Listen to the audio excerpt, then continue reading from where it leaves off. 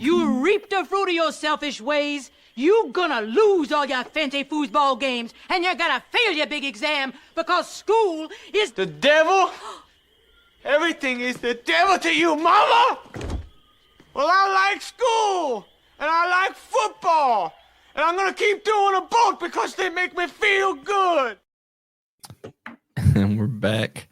Time for checking in on the most interesting of stories going on in sports, I would say right now, just the entire college football season. Oh, man, it is. First year of the 12-team playoff, bunch of new conference realignment stuff, NIL, and it's all coming together pretty much. I don't think anyone could have asked for a better storyline or script. I'm sure the Big 12 and Big 10 people might be upset by the end of the year, but we'll see how it all plays out. Hell, I definitely think that's going to happen. I think the Big 12 is most likely going to be the pissiest collective conference after all of this is said and done. But, really, Patrick, this could have been a simple week. This could have been an easy week for us to talk college football. And it still sort of is from a big picture perspective. But unfortunately, because a few teams did what they did, there is a bit more chaos and kerfluffle, not necessarily for the championship games of the conferences. Well, one of them there definitely is. But mostly for the 12 teams that will make this college football playoff bracket at the end of this. A lot of the stuff that the committee didn't want to happen pretty much went down this weekend and made their job a whole lot harder in about a week or two when they've got to sit down to finalize this thing. We're going to go ahead and just start chronologically from, I think I have these organized by kickoff. So we started the morning off with the big game, Indiana, Ohio State. We felt like this was going to be an opportunity for Indiana to shut up everybody up. To, really, if it was going to be anything, it was the Big Ten's biggest game to be like, hey, we deserve 4 teams, not the SEC. And it really just became the final is 38-15 Bucks. So when you look at just the final, you look at it as a game where you're like, shit, another fucking Big Ten team that just can't beat Ohio State. How many times have we seen this? Now, I know Michigan just won a title, breaking that curse. I know Oregon doesn't quite count in this because they're fresh to the conference. But ultimately, Ohio State's being the boogeyman of that conference has been its stereotype for quite a while now. And it feels like the final score shows you that. Ohio State only led 14-7 at halftime. And really, if you want to pinpoint the exact moment that the wheels fell off, and Ohio State did get a pretty decent lead, one late touchdown made it look a little more respectable in this game. This was the moment. This was a punt that just on a wet day, a wet, nasty day, just went right through my guy's hands. That's funny. That's a little teaser for something you're going to get to see later. Just, that was really tough. That was really tough. Indiana got trounced in the game. Other game going on at that time. This one ended 42-14. This is Miami hosting Wake Forest. But if you were watching in real time, that game was 20-14 at halftime and was raising a lot of eyebrows. So for it to be 42-14 is pretty funny. Good job, Miami Hurricanes. You did what you were supposed to do. Even though those of us that watched know that it was a little iffy, at the end of the day, those who didn't will only have seen 42-14. So that's what you're supposed to do. What you're not supposed to do is talk a lot of shit about how rankings go. You don't want to play in the conference title game because it would be a disservice to you. You don't want to play in the conference title game, Lane Kiffin. Well, you found a great way to get out of it by losing to Florida in the swamp. It was 14 all at halftime. Ole Miss has a very simple job. Even though they're struggling in the first half, you still have a very winnable game. I think Jackson Dart had a couple of those throws that you just want to cap back. And, that pretty much ended their hopes. 24-17. The Gators are a little bit better with DJ Lagway than not. I mean, they're a bowl eligible team for a reason. They played pretty well the last few weeks. It's just Billy Napier. they're obviously not a top tier team, but they are a team you can't just look over.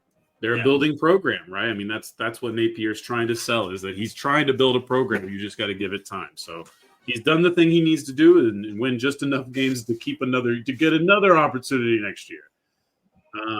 SEC is a tough biz. SMU. We're going to talk a lot of excitement about SMU in a second. They handle business 33-7, never really much in doubt. You're going to be the next Alabama, dude. Watch out. There's an interesting conversation for SMU coming for sure. So good for them for holding out. Georgia started just after that. Early in the third quarter, this game was 28-21, playing UMass, the great powerhouse UMass, 2-win UMass. They did end up finishing game 59-21. So as much as I want to make fun of the dogs, they handled business. They did what they were supposed to do, because the people who watched a very weird thing, but the people who didn't only see 59-21. Congratulations, dogs. Which even then, you're like, really? UMass? They're like 21 points. And there's some great memes. There's like, did you score 21 points on Georgia? Yes or no? And then you have only UMass. Yeah. UMass. So that's funny. Obviously, we appreciate that. Tennessee hosted UTEP. That was for the vibes, 56-0 final. Beat down. Absolute ass whooping. Another game that felt like it maybe started slower than it needed to, but ended up being a decent enough final. This was the 2:30 slate start, I believe. This is Kentucky at the University of Texas in Austin. 31-14 Horns. Two big things for me. Quinn Ewers stayed in the whole game, probably fair because of the senior night stuff. Other implication of this, even though he's not a senior, well, he's leaving one way or another. That I feel certain about. Yeah. The kicker is the other thing. It hasn't been awful. This isn't like a holy shit motherfuck situation, but there is more unease, especially, you have to admit, with the irony of how the next game is about to be and how that series ended. If it was to restart in the exact opposite manner, I think that would be irony that I don't appreciate, even as a fan of irony. Brett Auburn, 9 of 13 on field goals this year, perfect on extra points. And that's really not bad. So just don't ask him to kick it over 50 yards. Yes, which is that's important. That's a good note. That means Quinn got to do your job. That goes back to number one, watching Quinn not even be able to do anything but hand the ball off the second half of that whole game. Yeah. Yeah. Just to go back to Brett Auburn. Yeah. Don't ask him to kick about anything over 44 yards. He's 4 of 7 from between 40 and 49. I'm going to assume most of all of those his misses are 40 or over. If they're consistent, that's all that matters. And we're being a little nitpicky here. That's fine. But it is an important part of it, and it does feel this offense needs a kicker. This offense very much needs a guy that's going to deliver three steady points. Was he bad last year? Or am I just... No. Oh wow, he just fell off real hard. That's all that happened. He's not had the same level. Well, they're also of not play. Using him as much. I don't Maybe know. Was he hurt early? Like last year, he attempted 34 field goals. He's only got 13 this year. Yeah, I don't know what's going on, but I it's just a small sample size. I mean, I would imagine that you don't need to worry about your kicker getting a whole ton of reps when he's a fourth-year senior and he's played the previous 2 seasons. Well, Auburn's a kid who's going to get plenty of consideration at the next level, if not for his own merits, for the fact that program's put out so many damn players. I mean, they're not going to draft him. Yeah, I'm going to say that leg is not strong enough, but they're not going to draft him. But ultimately, is 54. Yeah, ultimately, there are going to be teams that consider bringing him in because, if nothing else, he comes from a lineage and a school that has developed time and time again at the kicker and punter position. Yeah, that was pretty much it for my thoughts from Austin. I mean, there's a Quinn Ewers side of this we can get into, but boy, Quinn has. I'm leaving all judgment for Quinn to one game and one game only, because honestly, it really only matters now. Like all that else has happened doesn't matter. Everything happens on Saturday matters more. They put themselves in a position with a slight margin of error on it. Also, they didn't get gonna be weird if they don't win that game. Look, we're not getting into. We've got a whole section to get into that, but I do have a question before I forget. Why'd they take Black Friday away? Is this the NFL's fault too? Do college football fans need to get agitated like NBA fans? Was it not always a Thanksgiving game? It used to be on Thanksgiving. Then they moved it to Friday. Then it was Fridays when I was a kid. Yeah, I think it was Thanksgiving most of ours growing up. Really? Yeah, I thought they changed that even when I was a kid to Friday. Because I remember Thanksgiving we would have because they started doing. You would have Cowboys in the day, and then it was the night NFL game, if anything, that changed the A&M game to Friday. I guess so, but I just remember that the last A&M Texas game was a Thanksgiving game. I'm pretty sure. I'm willing to bet my Pass the Rock salary on that. Okay, here we go. We are into 2011. Jesus. It's been a minute. Was that a Thanksgiving Day game, Patrick? Wrong list. Sorry, give me a second. Well, either way, I'm having a hard time finding what day Thanksgiving was on every single year. So, is it a Thursday? It's a Thursday. So I'm looking at the date. Yeah. A&M 2011. I have the date of the games. I just don't have the date of actual Thanksgiving. So what was that date then? The game was on the 24th of 2011. November 24th, 2011. For some reason, they just won't give me a full list of Thanksgiving date by years. This information is not attainable. It was Thanksgiving Day. Oh, wait, last time? Okay. Yeah, on the U.S. Department of Commerce.gov, it says November 24th was Thanksgiving. 2009. Yes, Thanksgiving. Yeah, because I knew I was there. So they were all Thanksgiving days. I'm doing Nelson Mandela history to. I think this is the new one to the Friday thing. Yeah. So yeah, because I remember being there. I was at Kyle Field on Thanksgiving, my freshman year, my 1 year of school. Right, my Thanksgiving meal, I believe, was a Jason's Deli box. Shout out! I ate on a charter bus. It's all good meals. Yeah. All right. We'll get to that later. Never mind. Go ahead. We will get into the previews. We're going to get finished up with so many. We haven't even gotten to the meat of the highlight portion yet. These are all we've basically just referenced most of the games that didn't matter, and we just need to tell you how they ended. The ones that we need to romanticize a little bit. So Penn State almost fucked their shit up.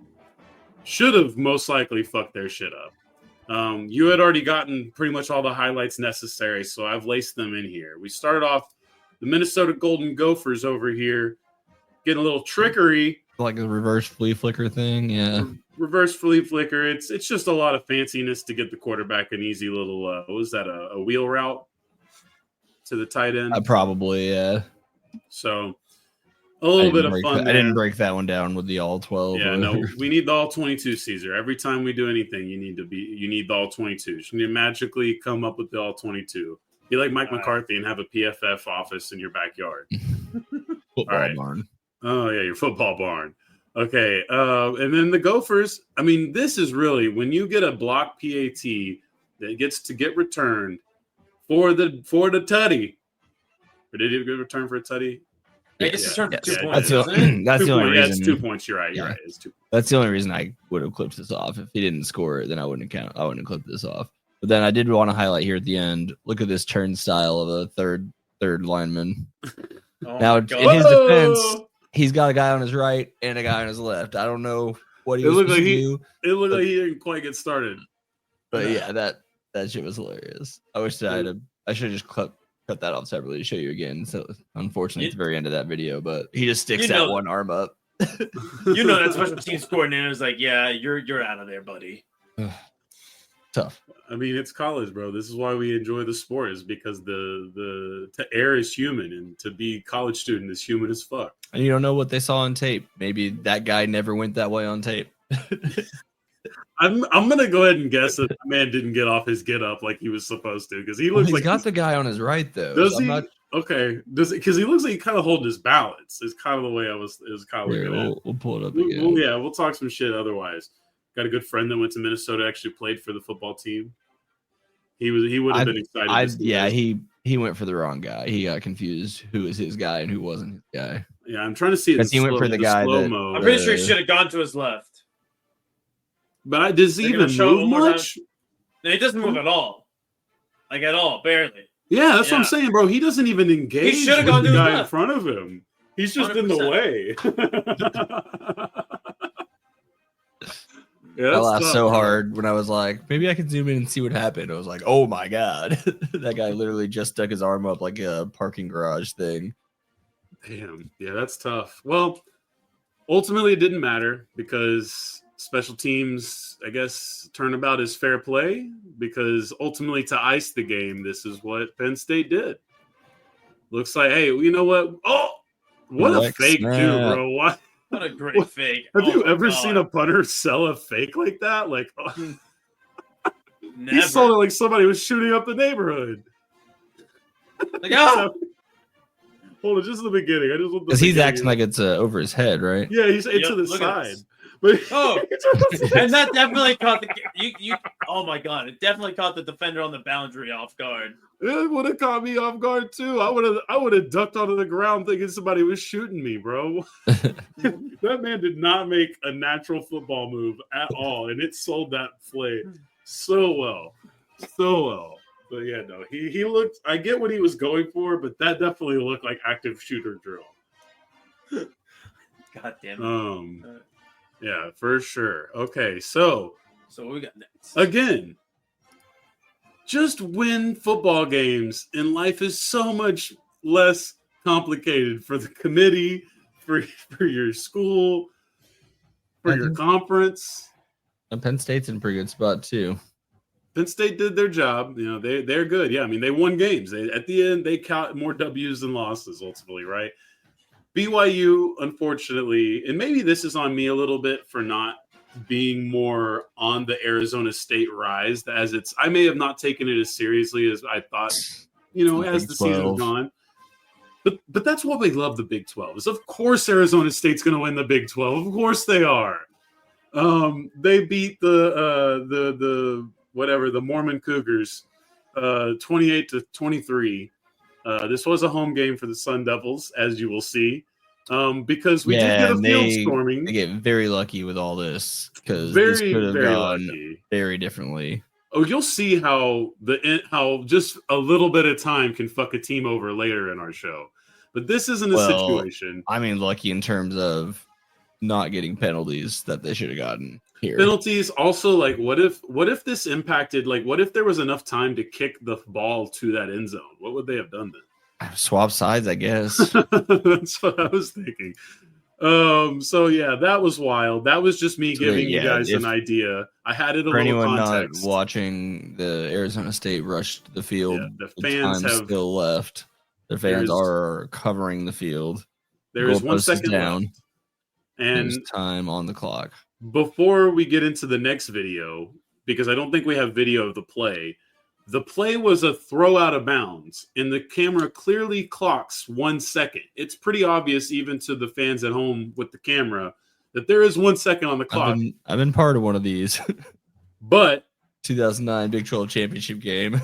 Rob Dillingham. I'm thinking of Coach Dillingham. Coach Dillingham, whatever the fuck. I forget his first name. Dillingham, one of the guys who got voted as the worst coach in the Big 12 this year, who might win it, by the way. Shout out to him. He felt like there wasn't a second on the clock, and he was pretty adamant about it. Here he is yelling at the refs. Look at the face. He's only like 34, dude. Yeah, he's really young. Yeah, he looks 34? Like somebody I could have went to college with for sure. Bro, he looks. Well, that hairline looks 44. I mean, yeah, you play football. Look at his wife. His wife is over there being shielded by bodyguards. The one behind him, yeah. Yeah. And I'm pretty sure at one point the AD's got to like step in between him. And honestly, like, so they don't get the penalty that they're supposed to get for the fans rushing the field early. They don't get a penalty for that, which could have been unsportsmanlike conduct. BYU could have had the ball at like the 10. Like, there could have been some ramifications, but ultimately the Big 12 officials said. Then speaking of Big 12 officials, yep. There was another Big 12 game that was quite important to the whole thing. Another game where a team just had to win the football game. Kansas Jayhawks almost back-to-back I'm leaving here with something award winners, but not quite this week. A better candidate did emerge. 37-21 beatdown of Dion's Buffaloes. I think my first thought about this game was I turned on my college football Saturday. I was also doing a little work, trying to study a little bit, a little free time, get all my stuff open up, pull up the live stream of what I guess it would have been Indiana, Ohio State. And what do I see? A to-be advertisement for Deion Sanders' new show about how he's going to win over fans. And I was like, oh, that could be tough today. I was like, Kansas is a good team. They've got NFL dudes. This could be tough. They could fuck this up in Kansas. They're bowl eligible now too, aren't they? I think they've recovered their season quite well after a very bad start. And so I'm like, ooh, I don't know. And then, of course, what happens is they get smashed. It's Dean Miller. Oh, and he is going right to the knee. It's Dean Miller. Oh, and he is going right to the knee. I was just going to loop again. My bad. I thought the audio was cut out of that. That's fair. I didn't know the audio wasn't, so I just went ahead and it's just the play looped 3 times. Yeah. As you can see, that's not ideal. You don't want to get hit like that and it not be called. But if it does happen like that, my thing to do, fight fire with fire, baby. Get out there and push one of them back. How you like that? Look, at this point, I have to hedge my bet in case this guy's the next starting quarterback of the Dallas Cowboys. And I just, he had to stand up for himself on this. You can't push your hands on officials, man. That's just not going to play. Well, apparently, it played here, apparently it did. Which, that's the ultimate, like, we missed the big hit. He didn't actually, like, you know what I mean? Like, he didn't. That could have been worse. So it could have been worse. I also say, if you're in the SEC, if you're in the Big Ten, maybe, but you're in the Big 12. I think you rightfully should push back against the refs, literally and physically, at times, or literally and metaphorically. Hit them with your liquid sword. You know what I mean? I don't know what you mean, actually. How about you demonstrate for Patrick? I got the Wu-Tang show. We're not getting into. We're not doing Wu-Tang lore in this podcast. That's for the next Pass the Ox episode, which I guess we kind of started the first one today already. That was the preview. The preview. There was a game that happened in Denton, 40-28. Didn't go well. Moving on. South Carolina did really well. They handled business 56-12 against Wofford, so that was good. That good job beating Wofford. A game that we were all kind of excited about. I'm not gonna lie, I kind of wanted to watch this one, and then it got pretty ugly quickly. Army in Notre Dame. Oh, okay. I thought you were talking about South Carolina and Wofford. Like, who was excited to see that? Well, South Carolina fans probably, Wofford fans potentially, but most likely South Carolina fans. Looked like it was going to be a blowout. Then there was just a little bit of time where Army sort of crept back in, but then in reality, I think this was always going to be a game handled by a more superior group of young men, and I think that play that Patrick found for us is pretty evident of that. Notre Dame gets a lot of shit for maybe not being able to compete with the biggest boys or compete with the toughest schedule every year, but they do get 5-star athletes, so we should not forget that. We should definitely those not uniforms are 1-star. They've agree. been doing some. They've been doing some interesting stuff this year with the Notre Dame stuff. The helmet looks like those gold Pokemon cards that they gave out at like Burger King or whatever. Oh, like the fancy ones for the movie? Yeah. Have you guys also watched a lot of Notre Dame football? Like, are you familiar with the viewing experience that comes with Notre Dame football? Jason Garrett? Yeah. Oh, yeah. And Mike Tirico. I know it's NBC. I just assumed, yeah. So, again, we mute TVs sometimes because it's necessary. Although I actually have sneaky been enjoying Jason Garrett. I think Garrett has been fun. I think it's funny. I don't know how useful he is because everything he says to me. I don't have the biases you have, so. Like, but there's also things he says that I'm just like, yeah, that checks out, or that makes sense. It's like there's some closure. There's some like secondhand closure I'm getting with this much more Jason Garrett personality than I ever got when he was reciting the party lines for 10 years. You know, running and running and running. Yeah. We like our guys. So look, Boise State, Wyoming, another game where you just need to win. And in this case, they did just win, but boy, did they just win against Wyoming. And boy, does that make the playoff prediction look weird. One of my favorite plays I've ever seen. Game. I'm guessing you're talking about the fake punt. But it's not a fake punt. It's still a punt. Now, can you punt from anywhere? Behind the line of scrimmage. Yeah, it has to be behind the line. Was he behind the line? Yes. Is it the line so far back? It's your whole body has to cross it. God, barely. Okay, I see. Your entire body has to be crossed. Yeah, I mean, but better that was such a shitty.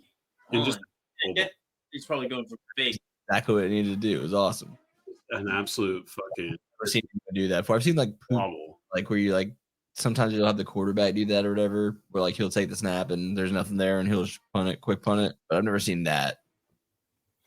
No, that's incredible. Option for a fake, but then you decide not to last minute, I guess. I don't hate it though. I mean, if anything, I would like to see that. I would like to see every punt play have that level of stakes to it. I would like to have football players make smarter decisions, or you have to leave the pocket. You can't punt in the pocket. You have to leave the pocket. That would be wild. I want to spice it up. No pun in the hash. I mean, obviously, Australian rules kickers have been a thing for a while, but there's the cool factor of Canadian football where sometimes they'll just pick the ball up and punt it back and forth in the middle of a play. So. Yeah, and honestly, I think that does factor into how coverages work whenever you have an Australian rules punter, because obviously they're already naturally rolling out, so you do have to basically keep someone there just in case. Genty kept his Heisman candidate going, 19 carries, 169 yards, and a tutty. Over 2,000 yards now, right? Yeah, over 2,000. He's going to stack up all the accounting stats are going to be there. It's going to be more about, is Cam Ward more relevant to the conversation than he is? And I'm assuming Travis Hunter's not even going to get invited because he didn't even get a Thorpe Award nomination. So I don't know what they're being picky on. I don't know what's going on there, but we'll see how the Heisman stakes out. We have our one last clip. This is not the star running back, future star of the Dallas Cowboys, but this is one of his teammates. Absolutely fucking. Yeah, I love that. That bounce of the helmet is so funny. Dog, he spikes it and bounces just off screen so quick. My only question I have is, do you do this enough to where you're pretty well aware of the bounce radius? Because because you see plenty of guys just toss the helmet. He just hit it on the right spot against the right surface. Got to get lucky on that one, man, because otherwise that one comes back and gets you real bad. That one can go real bad. Real bad, because it's leaving a mark. It's not even embarrassing. What conference is Boise State even in now? Mountain West. Mountain West still a thing? Yeah, you're right. There it is. Are they in the Pac-3? Couldn't find them. They should. They're not. They're not part of the Pac-2. No. They should be a part of the Pac-3 now. They're going to be a part of the Pac-7 next season. So yeah, he's 2,062 yards. He's averaging 187.5 a game. Oh my god, averaging 7.5 yards a carry. he needs to take the carries down because he's got a franchise to deadlift. I'm pretty sure they were sitting him for the second half of like the first part of the season. So Yeah, I need him to sit the rest of the season because he's got a franchise to carry next year. So, moving into the next game, we've got a pretty surprising one. And honestly, there are times where my gut says things to me and I ignore them because they feel too stupid. Even for me, even for my desire to jump out on a limb, sometimes things feel too stupid. And there was a part of me that was like, could Bama fuck it up in Norman? Could Bama fuck it up in Norman? Norman's low key. Like, those people get up for that shit. Like, it's not a great football team, but it's got talent. Venables is fighting for his job. His wife, has got a situation that I think is, if he can't control the locker room in the situation he's in, then, clearly he doesn't deserve to be the football coach of the team. But I didn't listen to my gut. I kind of thought, hey, Bama's got this. And despite Oklahoma fumbling and fucking up a trick play to start this game, the Crimson Tide scored the 3 total points, lost 24-3 to the Boomer Losers in Norman. No touchdowns. And of course, Maine scored more touchdowns against Oklahoma than Alabama did. Just that out there. And it is an absolute beautiful situation. I had my buddy who's at most OU games. I had sent him a message before. Was like, "Need you guys to go ahead and win this week," and all he said to me was, "This team sucks." But it worked out. It worked out, and again, you and I may not have had expectations. Your friend may not have had expectations, but Oklahoma is a proud school. They had expectations, and for that, they get to leave with an award. I'm leaving here with something. We are leaving here with something. You are. That's a tough one for Bama. I did not collect all the same. I didn't go Paul Feinbaum on us this time. I don't think losing to Vanderbilt can't be topped because losing to Oklahoma and Norman isn't good, but there's a reason why it's possible. And they already had 2 losses. They already had 2 losses at this point. Well, different. Correct. That didn't knock them out of anything really that they probably weren't getting. Well, we'll see, but it embarrassed them, and it certainly put the committee in a position they don't want to be in because they wanted to give Alabama that spot. They don't have to now. Now, here's another game that, funny enough, doesn't matter. And I'm sure a lot of people on the losing side of this game are going to be saying that because technically they're right. It doesn't matter. But it was still pretty embarrassing and not ideal. It does matter. I mean, to an extent, but you control your own destiny still, I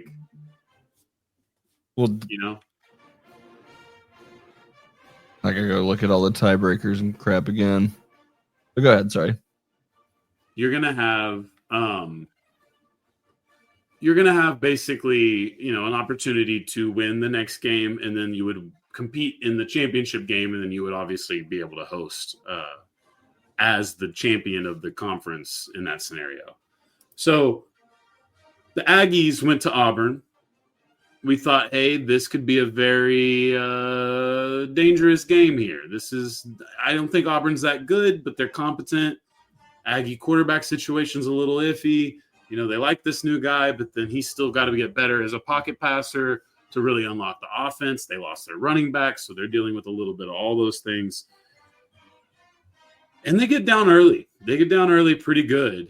They end up battling back. This thing goes into overtime. And in double overtime, the Aggies have a chance to tie the game. Of course, you have to go for the 2-point conversion by this point.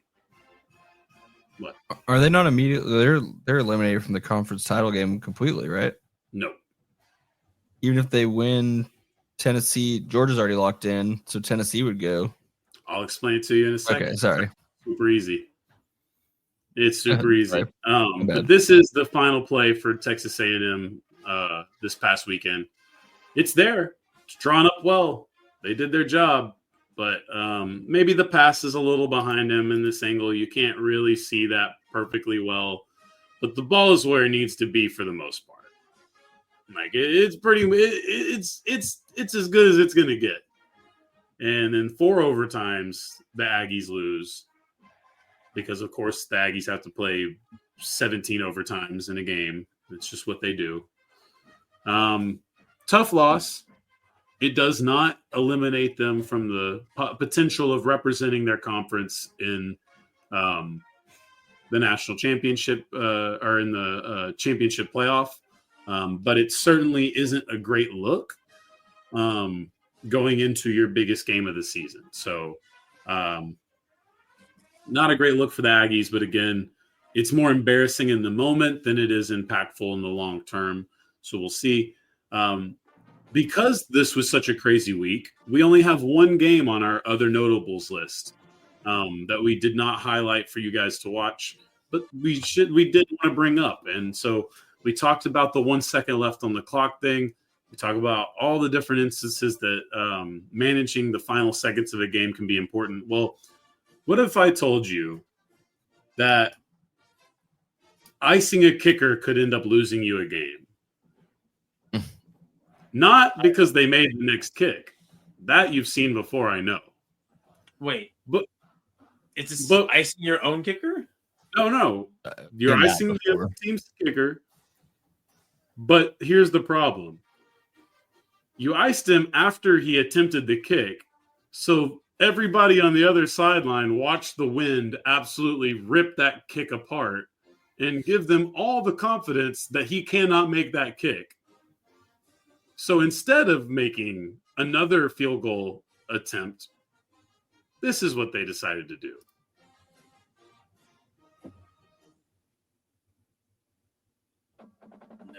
Win the game. Yeah. Way to go, Rutgers. That's Greg Schiano's Rutgers team that called the timeout and as a result lost the game to the Fighting Illini, Brett Bielema's Fighting Illini, who are now 8-4 and look like they might be able to finish the season as a top 25 school. So that's pretty awesome.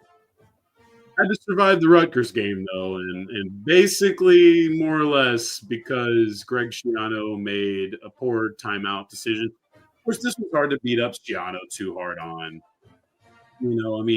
Everyone ices kickers. In retrospect, he even said he should have called it before the guy actually kicked it, because once they all saw that the wind was going to destroy the ball from the kicker's foot, no matter how well he kicked it, it was pretty obvious they were going to run some sort of trick play and try to win it that way, and it actually worked this time. So that sucks if you're the Rutgers head coach. But it's Rutgers, so they'll probably won't fire you because they did that already and you came back. Or you left and then they asked you to come back. And that kind of shows a level of desperation that unless you're Mac Brown, then you might get fired.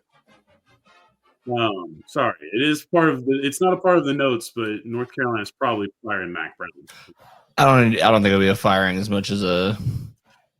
I think he already said he was planning on getting done at the end of the year, right? I think he said the opposite, and that's why the reports are now saying firing. I think everyone was hoping Mac would say that, and then Mac didn't say that, and now all of a sudden the reports are that he's going to be fired. AP news from yesterday. Yeah, yesterday. The school said Mac Brown won't return. Oh, the school officially said it yesterday. Okay, that's way more important than the report. I just heard a rumor report. Well, we're going to get to the Pats picks. There's only 3 left. We had a little snowball fights going out in the Appalachian Mountains. Yeah, the James Madison team in the tunnel getting ready to go about in the field, getting pelted with snowballs. They seem to be loving it too, though. I feel bad for them not having access to snow to throw back. I feel like that's not a fair fight. I want to see everybody throwing snowballs. I want to see the athletes throw because it's just funny. That's beautiful. Nice branding that you put on there. Yeah, I hate when I have to use a vertical video, and I wanted you to be able to focus on where the actual action was. Yeah, vertical videos, it's a necessary evil in the modern technological world, but they're not awesome. This is impressive. Is this Marshall? Yeah, so one of the players, I've seen some kind of mixed reports on this, but it looks like someone was saying one of the players is trying to tuck a game ball under his shirt and leave with it. And, those ball boys or whatever you want to call them, that is their entire job, is like, I'm in charge of this thing. Mm-hmm. He probably doesn't want to be out the $3,000 or whatever it costs. So it's weird.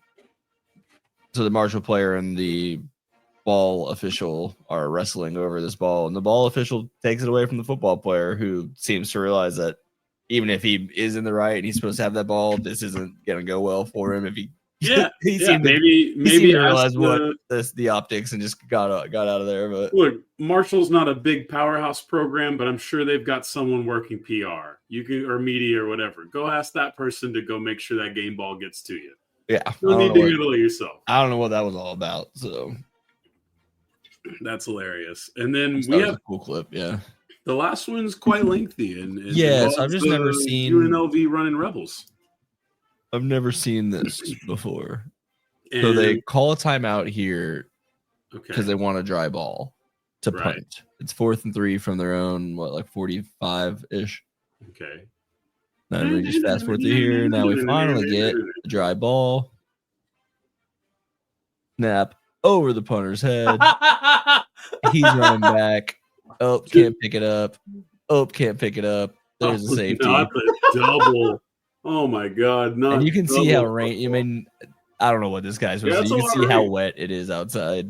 Yeah, that's a lot of rain. And we'll get a couple of other angles here. This is the cam view, basically. That sucks for the punter, man. It.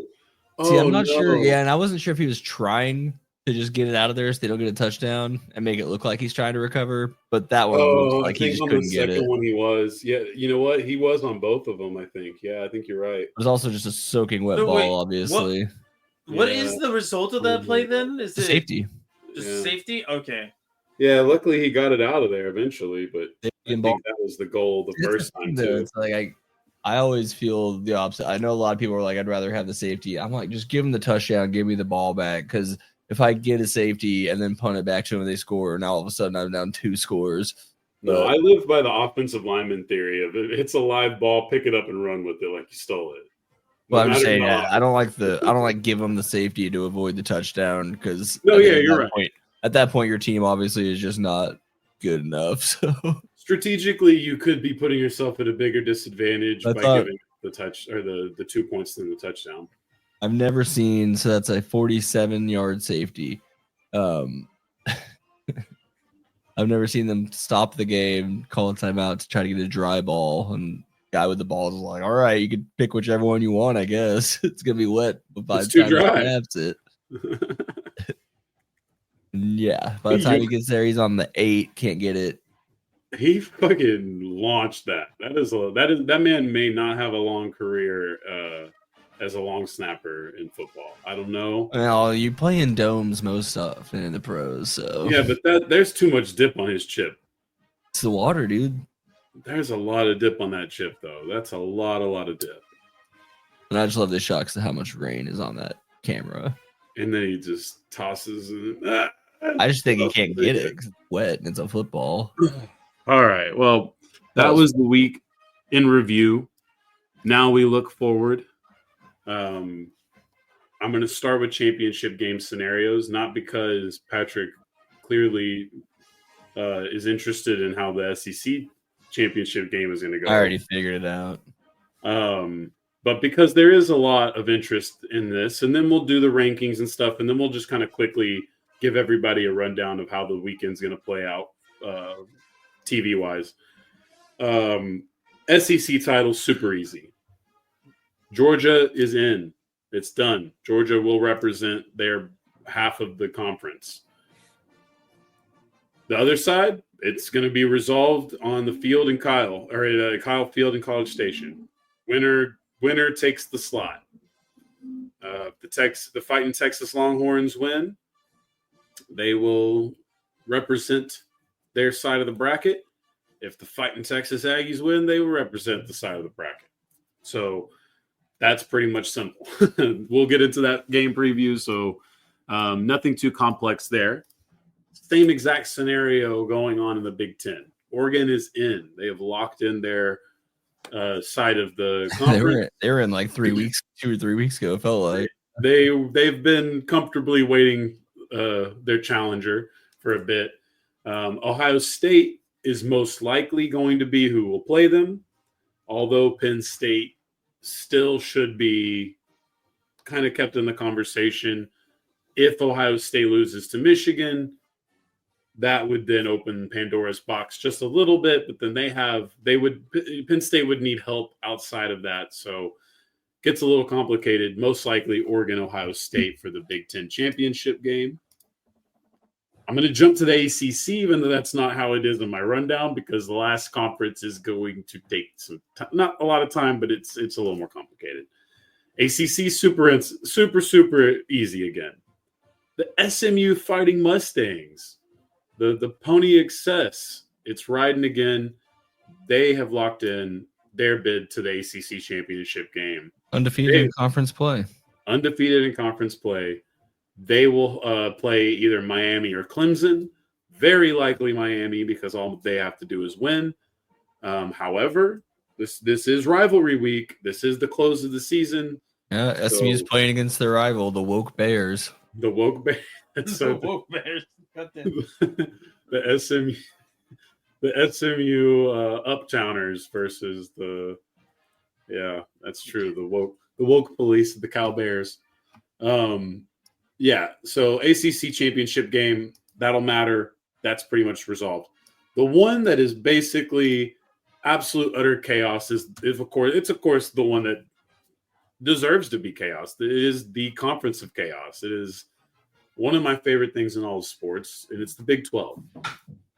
It's a football conference that has just defied logic time and time again. And every time you're like, how could you possibly be any weirder? They just get even weirder. And we appreciate that. Would it theoretically be possible, maybe not at this point, but just in general, for the Big 12 just to not have a team in?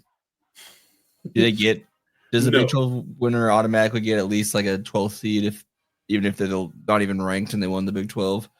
Basically, yes. Okay. I couldn't remember if they were auto placed. They're not auto. I don't think they're auto placed.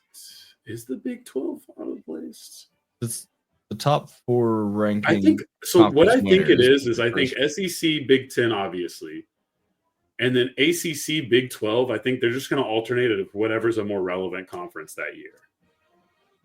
I don't know if that's how it's supposed to be, but that feels like the practical. And then the group of 5 best, in this case, Boise. Right? Where's it coming from? Oh. Wouldn't Boise be the group of 5? The auto video playing in my ear. I couldn't hear you. Right now, Boise would be 4 because they're the top ranked. They're the 4th ranked division conference. That's right. I'm saying so. The third would just be whoever's more relevant out of the ACC and the Big 12, and the Big 12 would obviously lose that conversation. There's 3 useful ACC teams, right? 5 conference champions ranked highest. So, technically, I mean, Big 12 doesn't have to get in at all. SMU is ahead of Arizona State, so they would take that. So honestly, I think we are looking at a world where there's only one Big 12 this year. representative. Absolutely. So, how we're going to get to that deciding factor is through the championship game. I didn't do the math. If you ever check to do the math, that's awesome. But the conference themselves told CBS Sports that they had over 250 possible combinations of a that Big makes 12 sense. title When you game. first told it to us, I think you said like 2,000. No, I said it's a 250. 250. Okay, then no, that doesn't make sense. 250 still feels like a lot. That's a lot of it's not combinations. possible because how many teams But there's are 9 teams. There's 9 teams mathematically alive. Now the math is really goofy, and I'll explain that and why it's not as crazy as it sounds. But technically, 9 teams have a possibility of representing one of the 2 spots in the game. This isn't statistics class. Well, the way that I'm seeing it here is because there can't be more than the 4-team tie, right? Well, there's a 4-team tie, but then there's 5 other teams that are still mathematically there's still a world of events that could happen. Each other, they can't have more than a 4 tie, or they just haven't put out official tiebreakers for beyond that. Maybe Exactly. Okay. Yeah. Well, because essentially Arizona State, Iowa State, Colorado, BYU, they are the quote unquote 4-way tie. But Colorado is basically screwed in that because they took all the unfortunate losses in that situation. So that tiebreaker basically just exists to eliminate Colorado. However, that's still only 2 teams that you can have, right? Oh my God! That is just. Oh my God! Thank you to whoever had that much time to do that. Yeah, so the Big 12 is chaotic. Texas Tech, Baylor, West Virginia, Kansas State, and TCU all have a possible pattern in that chart of hell. I think what it tells you is the Big 12 is not a very good conference. Yeah, I think that there is definitely some indictments on the conference this year. And again, I have to remember and remind everybody that we all thought, very good chunk of people thought Oklahoma State would be one of the ones here. And they didn't just not compete. They were consistently one of the worst teams in the Big 12 all year. Iowa State is the highest point differential in the conference at plus 11.9. For context, Texas is leading the SEC. Texas is leading the SEC at 24.4, with Tennessee at 24.3 right behind them. I believe the odds are Arizona State, Iowa State makes the most sense for the thing, for the one spot. Getting into the rankings, nothing too crazy. So you have top 5: Oregon, Ohio State, Texas, Penn State, Notre Dame now in the 5. I believe they weren't last week. If I remember correctly, it was Notre Dame 6 last week, I think. And then they jumped into that spot. Yeah. And then they jumped up Miami, Georgia, Tennessee, SMU. That's crazy, man. Indiana. So SMU is the 9th ranked team in the college football rankings, official ranking, whatever. They'd be seated as a 10 right now against Notre Dame. Currently seated as a 10. Boise, Clemson now in the conversation. Obviously, they're going to have to, kind of get lucky there. But they might be able to snag a 12-team appearance. We'll see. Bama still sitting there with begging. Ole Miss begging. And because Bama and Ole Miss did what they did, Scar now has an opportunity to be one of the 4 potential teams representing the SEC, which is just amazing. Arizona State. That only happens if Texas wins out and beats Georgia, right? Yeah, I think so. Yeah. We have no way to knock Tennessee. Tennessee might also have to lose whoever they're playing this week. Yeah, I think Tennessee's just in now. Well, if they lose this week, yeah. Unless they fuck it up. So, yeah, Tulane, sneaky sitting there, maybe looking to steal somebody's spot. And it is Tennessee Vandy this weekend, so... Well, Vandy's got one more trick in the book. I don't know. Your bracket as it is, top 4, I believe are the same as they've been. Oregon, Texas, Miami for sure have been the same. Boise, I think, has been locked into 4 for a second now. Pretty sure they were 4 last night. Unless Colorado might have been ahead of them last week as a Colorado wasn't. Colorado hasn't been a playoff team yet. I don't believe in the projections. I think they were just about to be able to get in that conversation, and they fucked it up. I couldn't remember if they. So maybe BYU might have been ahead of them. But. Yeah, BYU was there for a second. They were the 4 seed for a bit.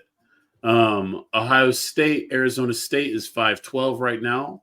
Penn State, Indiana 6-11. Notre Dame, SMU is 7-10. And Georgia, Tennessee is 8-9. So that would be a pretty fun start to the college football. And if it plays out that way, we could have Texas versus SMU in the quarterfinals in Austin, right? That would still be a home game. I don't remember how they do I thought it was the first 2 rounds. No, I think they're all bowl games Are they still. bowl I think games at that point? they've managed to still make Well, them all bowl the first round, you get a home game.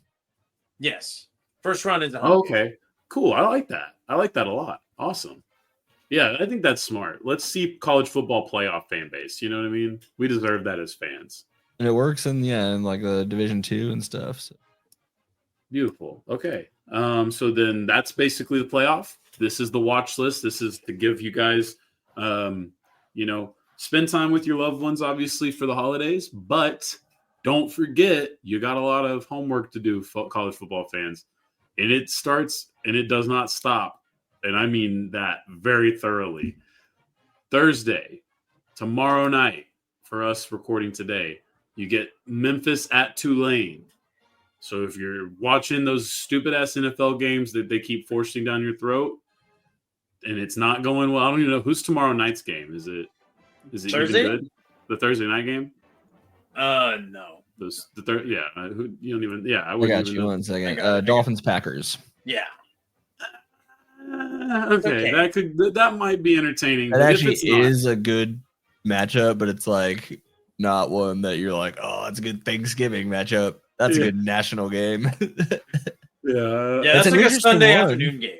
It could be an interesting, fun game, but it feels like it could produce some highlights. So I think that's worth watching. So that'll be the only Thursday game. I don't know how they didn't get the Chiefs on Thanksgiving night, but that's the only Thursday college football game that matters, at least into the grand scheme of things.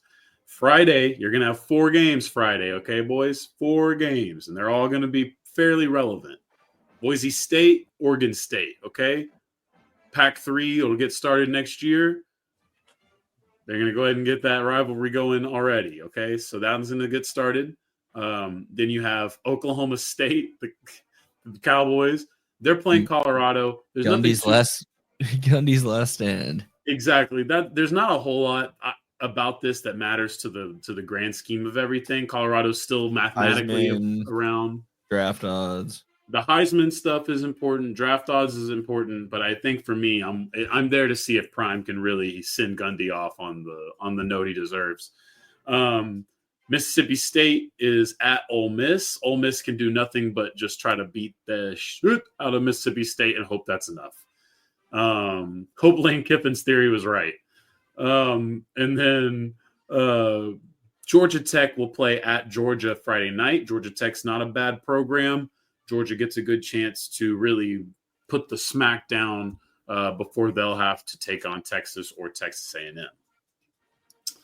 In the morning game, Saturday, the Mighty Mean Green are going to Philadelphia to show that city what real Eagles are like. Do you believe in the Mean Green? Okay. They're going to play Temple at 11 a.m. It's just factually, that's a thing that's going to happen. Michigan and Ohio State are also going to be on. Arguably, more people will be watching that game. Ohio State because that one's on a national broadcast. That might have something to do with it. I think I'm going to be able to find the North Texas game. No, that one's probably not. ESPN2 might not even put that one on. Actually, is it in Denton or whatever? No, it's in Philly. It's at the link, baby. It's at the link. Is that where Temple plays? Yeah, they play at the link. That's crazy. You would think that would be a better advantage, but I think they can't shake the Bill Cosby thing, and it's just. I don't think unless you're an actually major college football program, you shouldn't be playing in an NFL stadium that's going to seat that many people. But yeah, Temple should be playing at a stadium of like 20,000. Make it raucous. They got to spend some money. NIL, baby. Anything's possible. That's right. Michigan, Ohio State. Obviously, most people watch that. Ohio State winning, you're in. Michigan. I'm leaving here with something award. Think about it. It's definitely you. I guys could use it for my resume, for my strength schedule. You guys are sitting there. I could bump us up to number 2. I would say they're my favorite. I'm leaving here with something award winner. Oh, actually, I forgot. There's a different path for South Carolina. So yes, Tennessee will play Vandy. That could impact it. But you know what they also could do? They could just beat the shit out of Clemson in Clemson, because that's what's going to happen at 11 a.m. is South Carolina is going to invade the Death Valley over in South Carolina, and we're going to have a good old South Carolina showdown. That's right. If they were to shithouse Clemson, I think perhaps that could make the college football playoff argument for them to be the fourth team. Just saying, that's kind of an extracurricular part of this because of the schedule advantage of Clemson being as good as they are. And likewise for Clemson, this is a great opportunity for them to audition for one of those 12 spots, even if neither of these teams play in their conference title. Illinois will play Northwestern. Just noting that because I would like to see the Illini get another win and be top 25. I like when the programs rehabilitate themselves. 2:30 slate. This one's pretty interesting. You're going to have Maryland at Penn State. That's a win, do your job. Maryland's solid, but not that great. Notre Dame at USC. Another very strong candidate for the I'm Leaving Here with Something award. Didn't USC, they do that already? No, USC Notre Dame. No, sorry, not USC Notre Dame. Sorry, I was confusing the teams. Yeah, USC Notre Dame. Not been the dream season for USC. They were able to beat UCLA last week. That's at least a moral victory. Follow that up by beating Notre Dame and at least making their situation more annoying than it already is. I think that could be a fun one. I mean, they did play last year. Yeah, they play every year. Oh, do they actually play every year? Okay, God, yeah, they do. Yeah, no, Notre Dame takes that loss. They're done. There's no way the committee. Well, I think they probably because they really have. They basically have a loss. You're forgetting that no the one main cares metric, about. Caesar. Branding. I mean, because Caesar, they already have one of the worst losses in college football, and no one gives a shit. Well, they would have two, and now I'm just like, all right. Well, but USC is a more respectable program. Yeah, but if USC wins, then USC beat Notre Dame. Yeah. So that makes it a better program. They were taking 5-loss USC and putting them in the college football playoff for the brand. Turns out there's a play-in between USC and Bama. Oh, God, those fan bases will lose it. Miami's going to go to Syracuse. Syracuse is a good team. They got a decent quarterback when he wants to be. Don't just put this game as a dub for the Hurricane. That could make things interesting as well for the ACC and for the 12. We already talked about it. Cal Bears are invading Dallas, bringing their woke cause to the worst part of Dallas to bring it to, frankly. It's a city very welcome to that cause, except for in that area. That specific little quadrant of Dallas is like the only area that just ain't trying to hear it. They're going to invade it. Is that on campus? Their stadium? Yeah, that'll be here. I mean, is there like stadium actually on campus, or is it like built far away? Mm-hmm. No, it's on campus. Okay. Yeah, it's kind of sneaky. If you like, I low key drove. I've been to their by it campus a lot, 3 times. I don't remember ever seeing it, but they have a very sneaky campus the way it fits into the city for sure. Auburn, Bama, the allegedly greatest rivalry in college sports, is going to happen. Auburn just got a big upset. They could make Bama's life worse. Kalen DeBoer loses that game. Man, that's all I got to say about that. Is Kalen DeBoer finds a way to lose to Auburn after this season? Like these Bama fans can maybe quickly forget if they get to sneak into the college football playoff or something, or if next year they bring it back and it looks great.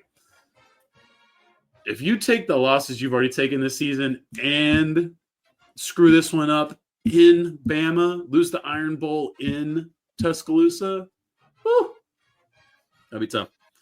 You guys can almost bet that we're going to have a very long Paul Feinbaum highlight section next week if that happens. Bro, the other day he was just talking about how, or maybe it was Nick Saban, how like a 3-team Ole Miss should go ahead, or 3-loss Ole Miss should go ahead of a Big 12, and then somebody quotes this on Twitter with like, what was it? Oh, Ole Miss in these hypothetical Big 12 situations, and it's actual records of Ole Miss losing games to the Big 12. Their last 3 times going against a school. Yeah, I think they're all bowl games too, funny enough.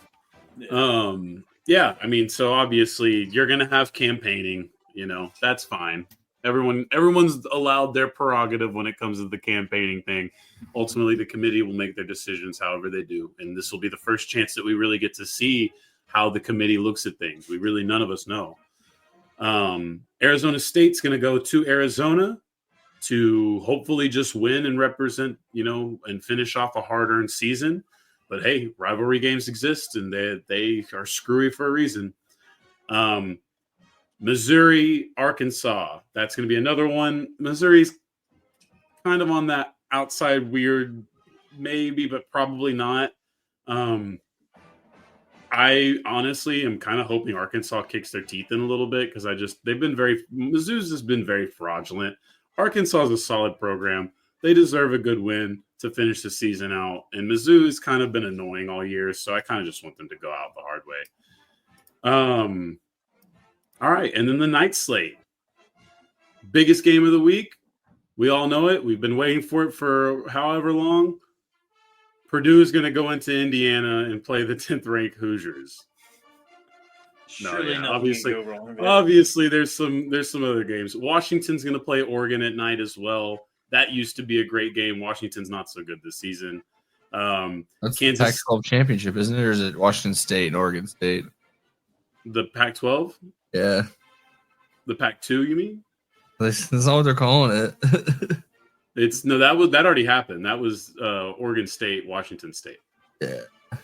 And actually the worst team won that game, funny enough.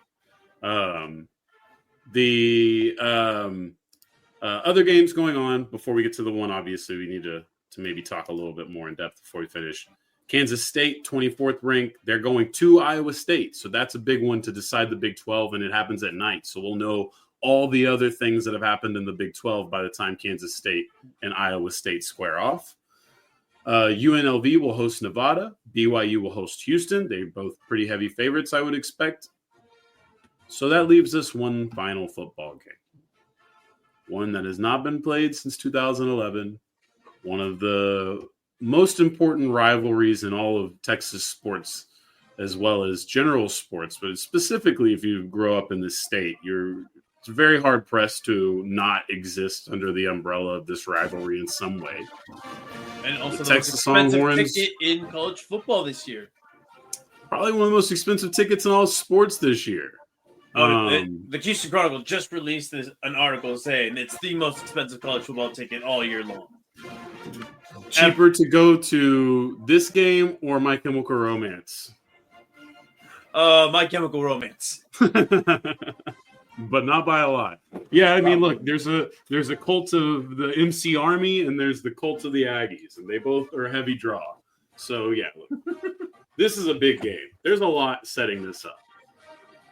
Last we left off, Justin Tucker kicked them into the SEC in 2011 and started off. That was him, right? That wasn't Dicker, was it? No, that was Dicker. Yeah. That was Tucker. Justin Tucker. Yeah, that was. Oh, wait, we're talking. Yeah, the final game. I mean, time's a construct, So ultimately, we know the pressure's here. The A&M Aggies are not happy that the Texas Longhorns invaded their conference. They're not happy that they have not succeeded in overthrowing the state of Texas, despite the fact that their rivals in the time since 2011 have been basically dog shit. Mostly dog shit. Mediocre over the last 3 years. If you take away They've been good over the last year. I don't know what your bar here is, but I think for Texas football, you gotta be realistic about what the history actually has been. If you're, I respect that, but in a modern world where there's a lot of money and it's kind of clear cut, and everyone else is doing it, starting and going, it's pretty impressive that Texas can have the lows it has for as consistent amount of years as it does. But Sarkisian is here, and I don't know if Sarkisian is the answer to winning titles in Austin or maintaining a program that maybe has never existed in the post-racist still exists, post-segregation era. Because let's face it, the only time Texas has had a dynasty was back when segregation was a big part of the sport. I mean, it is a part of their history.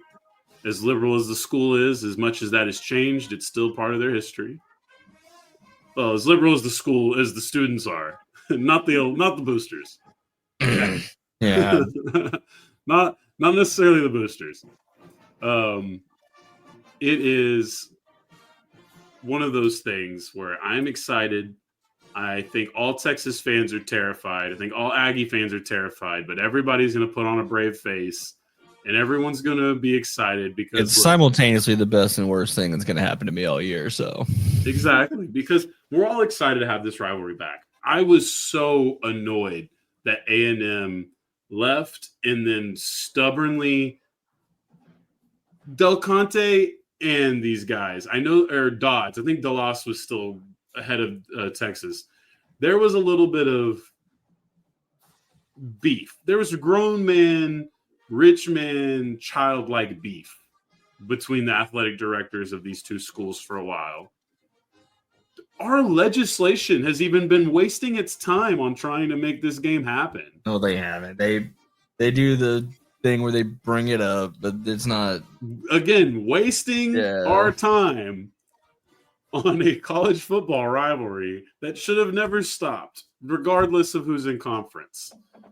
But even though these two schools don't like each other to the point where they literally stopped talking to each other when it made all the business sense in the world to continue, they said, no, we hate each other. Were they playing the long game? Now we got the hype. We got the build up. It's back. I respect that, but no, not cutting 13 years of funding of essentially away from both programs of this beautiful, like this one of the most important games in all of college football just got removed for a decade because athletic directors at these two schools were acting like children. And the boosters that support them and pay their salaries more or less were acting like children. And A&M can grandstand and say it was Texas. Texas can grandstand and say it was A&M. But the logical person who was here the whole time will tell you that they both did it. They both fucking did it. They were being children. And we know they were being children because there's nothing but history of being children in this relationship. It has always been this adversarial. That is why Texas A&M left for the SEC in the first place. These two schools don't like each other on a fundamental level, on even greater levels at times. Although the boosters, again, the boosters don't count. They all hang out in the same places. But two schools with different ideologies. You know, one school wants to give kids whose parents make under $100,000 a year free tuition. The other school wants to privatize all of public education and make your kids do the school prayer. These are two different ideologies, and they're coming together to face it out on the football field. It won't resolve any of these other things. All of our other problems will still exist, but for 3 hours, we can pretend like we... a 5-hour game. Yeah, it probably will be a pretty long game. So... I'm excited. I expect Texas should win, but anything can happen, so... Well, Texas has not been dominant as much as you would want a one-loss team to be dominant. No, but like I mentioned, they do have the best point differential in the conference, one of the best in the country for teams that are not just, that are actually playing real games. So, yeah, there are times where it looks rough, and we just gotta hope Quinn Ewers can stay alive, or that Arch can handle coming into the middle of that, because that is a much different atmosphere than it was when I was there, and I don't think that stadium held very many people at all. And is Mike Elko going to go back to the old tricks? Do you think there's going to be some injured Longhorns in this game? Look, they can tell me, they can gaslight me and say that they've never done that, but I've watched too many Texas A&M games. So it's always quite suspicious how injured Texas players come out of that game and how it doesn't quite seem to always be historically representative on the other side. I'm just saying, maybe I'm biased, but there have been a lot of times. It's not just the Colt McCoy thing. Been a lot of interesting tackles, a lot of interesting twists and nooks and crannies when it comes to the trenches in this rivalry. And they got some NFL dudes on both sides of that situation. Oh, yeah. So, yeah. When I went there, their capacity was 83,000. That's true. Big ass Kyle Field now. And Kyle now Field's got it's a whole over wall. 100. Yeah, like They added a whole. It looked like wing. it just looked like an enlarged high school stadium. Whenever I was, now it looks like an actual college / pro stadium. Yeah, it's a big ass field now. So look, Big ass Kyle Field. There's nothing to do but to do it. So we've been. Yeah, I will be unplugging from the rest of the entire world for that. That's fair. It's going to be a roller coaster. I I won't be commenting on here unless it's a blowout either way. I won't be. You guys won't hear from me. Yeah, I mean, honestly, even if it's a blowout, I would still be hesitant because it's going to be an emotional game. I think it gives Texas A&M an incredible advantage for a lot of reasons. But ultimately, it does come down to Quinn Ewers and his execution, his decision-making. Obviously, everything else needs to work around him, but Quinn Ewers absolutely has to deliver in this game almost as perfectly as he can, because this is a very difficult defense to play against, and their offense may not be perfect, but it's shown explosion, and it shows that they can move the ball on the ground, which is one of the things about Texas I'm still a little iffy about. With such a good defense, still a little iffy on how great the run defense really is. This is an excellent opportunity for the Texas defense to show us that they are truly a title contending defense, which I think is a logical thing you could come up with given what they've done so far, the talent on the field, blah, blah, blah. But I'm excited. We've been hyping this one up. Both teams have delivered. I mean, A&M has slipped up a little bit. Texas obviously had a rough patch there, just a brief one. But now we handle it on the field. Yeah. And just to further confirm, Caesar, I don't know if you actually said this when you were telling us about it, but the average ticket for the Texas versus A&M game is listed as higher than any regular season NFL game in history. Yep.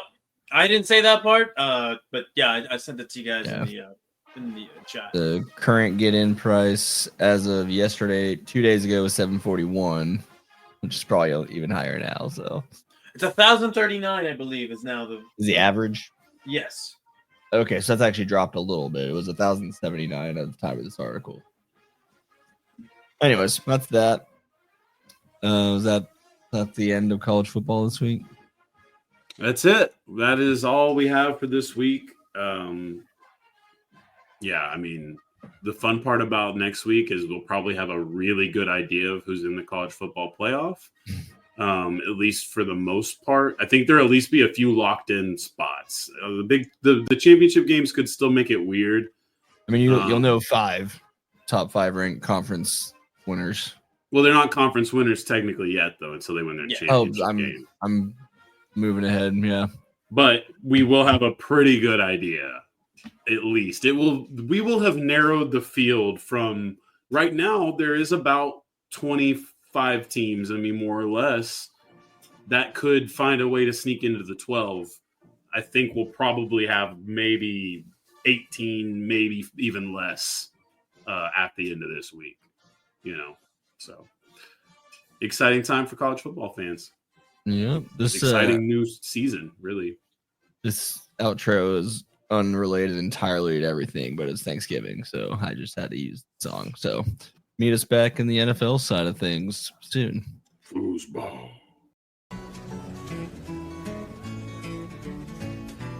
You can get anything you want at Alice's restaurant. You can get anything you want at Alice's restaurant. Walk right in, it's around the back, just a half a mile from the railroad track. And you can get anything you want at Alice's restaurant.